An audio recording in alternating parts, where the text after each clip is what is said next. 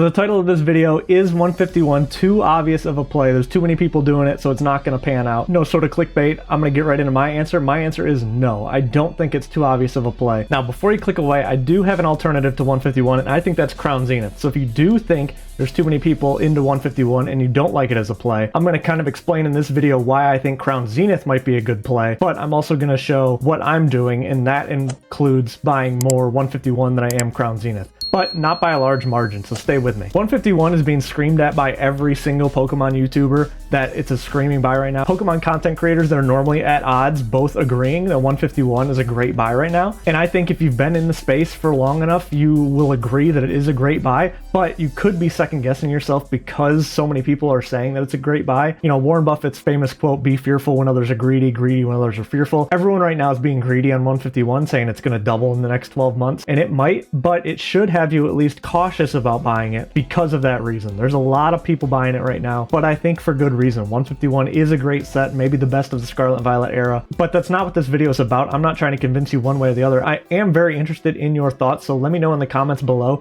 Do you think 151 is still a buy now? Or do you think because there's so many people with so much attention on it that it's going to draw away from the gains in future years and you should be looking elsewhere? I am genuinely curious to know what people are thinking, and the purpose of my channel, I'm documenting what I'm doing just so that I can look back at it and see if I was right or wrong in the future. For me personally, I think 151 at $11 a pack here, it's been, I'm looking at the 6-month chart here, and it's up 1% in the past 6 months.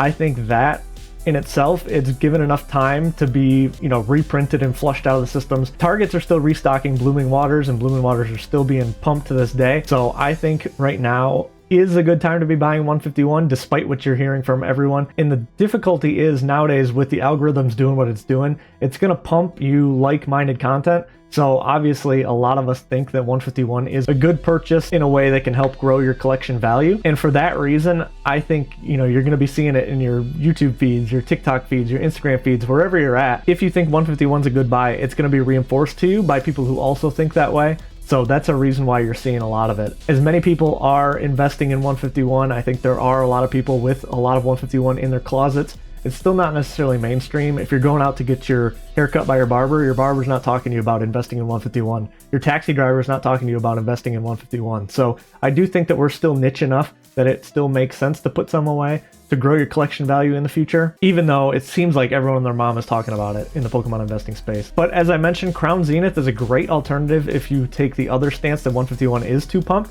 I think people are talking about 151 much more than they're talking about Crown Zenith. And Crown Zenith booster packs have grown 73% in the last 6 months.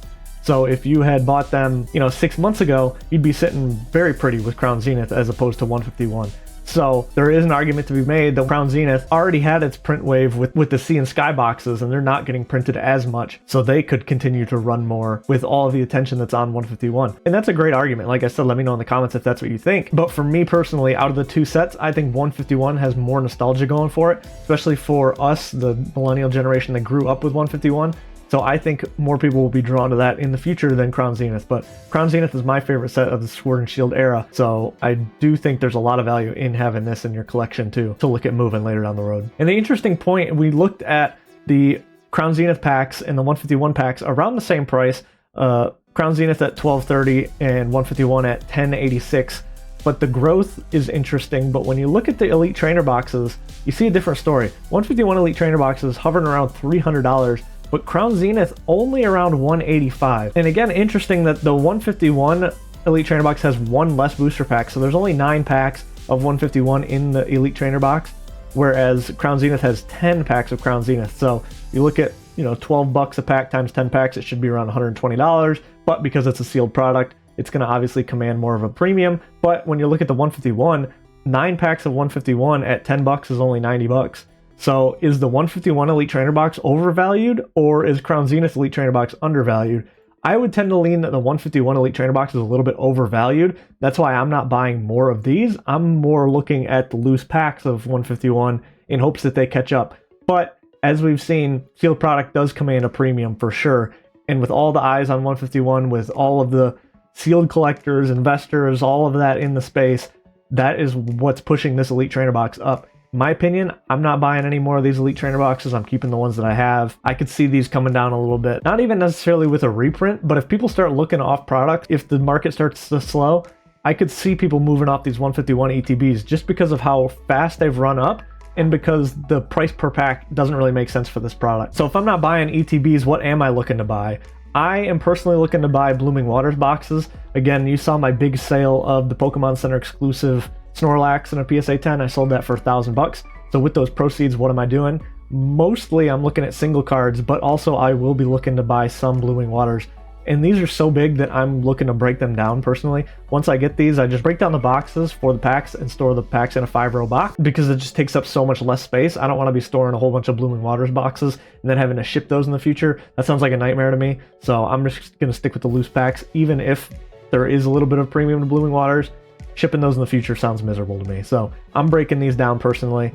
Also, if you could find Sea and Sky Premium Collection boxes of people selling, I would be looking at those too, because again, these come with 14 packs and at $154, that's actually about $11 per pack. So you're below the per pack price on this if you can get these and break them down. So another great alternative. Both of these very similar. Blooming Waters are still being printed, whereas Crown Zenith seems to be done. But again, you know how those go. They can come out in waves.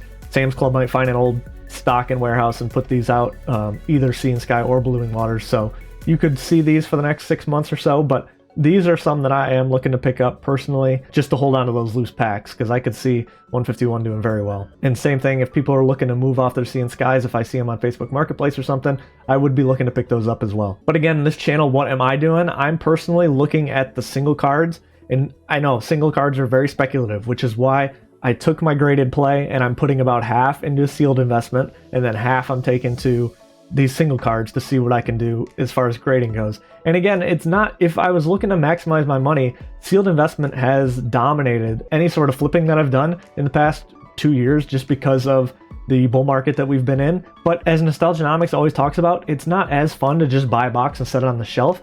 Part of this is I like to have fun in the hobby, and part of that is grading cards. I do really enjoy grading cards. I like that whole process.